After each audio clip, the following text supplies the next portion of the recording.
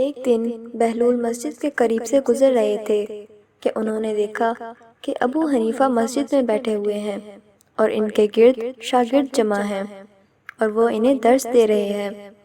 بہلول درس سننے کے لیے رک گئے۔ اس وقت ابو حنیفہ نے کہا، میں نے امام جعفر صادق علیہ السلام سے 3 باتیں سنی ہیں جنہوں نے مجھے سخت مضطرب کر دیا ہے۔ امام جعفر صادق علیہ السلام نے پہلی بات یہ کہی کہ خدا کا دنیا و آخرت میں دیدار محال ہے۔ مجھے ان کی اس بات سے سخت اختلاف ہے۔ بھلا یہ ممکن ہے کہ ایک چیز موجود تو ہو لیکن وہ دکھائی نہ دے؟ انہوں نے دوسری بات یہ کہی کہ شیطان کو دوزخ میں آگ کا عذاب دیا جائے گا۔ مجھے ان کے اس نظریے سے اختلاف ہے کیونکہ شیطان تو خود آگ سے بنا ہے، اس پر آگ بھلا کیا اثر کرے گی؟ اس کے بجائے اسے برف کا عذاب دیا جائے گا۔ امام جعفر صادق علیہ السلام نے تیسری بات کہی کہ انسان اپنے اعمال کے خود جواب دہ ہے، جبکہ مجھے اس سے اختلاف ہے اور میرا نظریہ یہ ہے کہ ہر فعل خدا کی قضاء و قدر سے ظہور ہوتا ہے اور انسان اپنے اعمال کا جواب دہ نہیں۔ بہلول نے جب ابو حنیفہ کی یہ باتیں سنی تو انہوں نے اس کے جواب کے لیے ایک مٹی کا ڈھیلا اٹھایا اور ابو حنیفہ کو مارا۔ وہ ڈھیلا ان کے سر پر لگا اور ابو حنیفہ چیخنے لگے۔ بہلول دوڑ پڑے۔ ابو حنیفہ نے قاضی کے پاس شکایت کی۔ قاضی نے بہلول کو اپنی عدالت میں طلب کیا۔ ان سے کہا کہ تم نے ابو حنیفہ کو ڈھیلا کیوں مارا جس کی وجہ سے انہیں سخت درد کا سامنا کرنا پڑا؟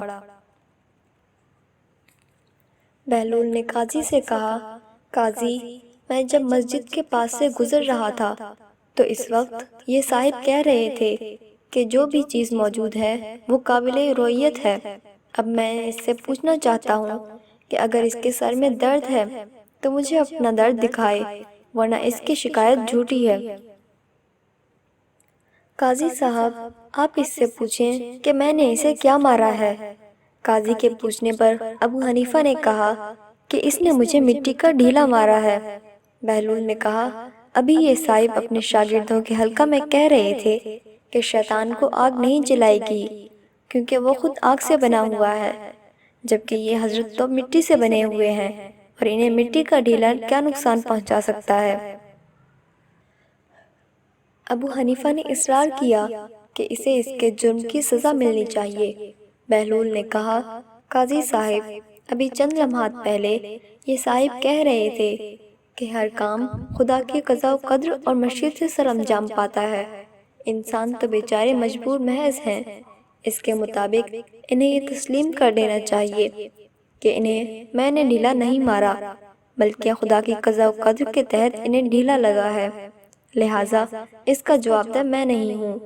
ہاں، اگر انہیں کوئی شکایت ہے تو انہیں قضاء و قدر کی شکایت کرنی چاہیے، میں تو بالکل بے گناہ ہوں۔ ابو حنیفہ بہلول کے جوابات سے سخت شرمندہ ہوئے اور سر جھکا کر عدالت سے باہر آئے۔ قاضی نے بہلول کو باہر جانے کی اجازت دے دی۔ یوں بہلول نے اپنے ایک ڈھیلے سے ابو حنیفہ کے تینوں نظریات کو عملی طور پر غلط ثابت کیا۔